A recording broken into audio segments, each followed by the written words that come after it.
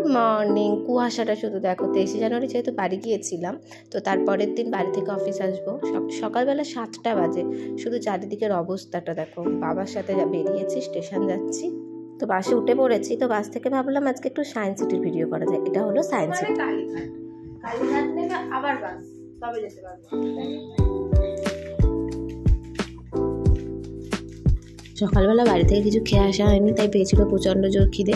তো কফির সাথে আসার সময় বিস্কুট কিনে নিয়ে এসেছিলাম, সেটাই খাচ্ছি।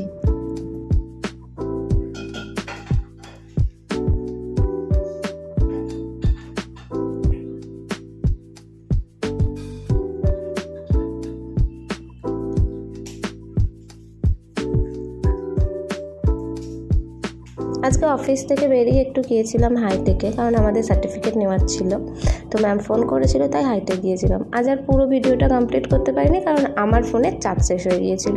তাই আর আমাদের ইনস্টিটিউশনের ভিতরটায় ভিডিও গিয়ে করা হয়নি। তো চলো, এই অর্ধেক ভিডিওতেই থাক। আজ এই পর্যন্তই। দেখা হচ্ছে পরের ভিডিওয়। টাটা।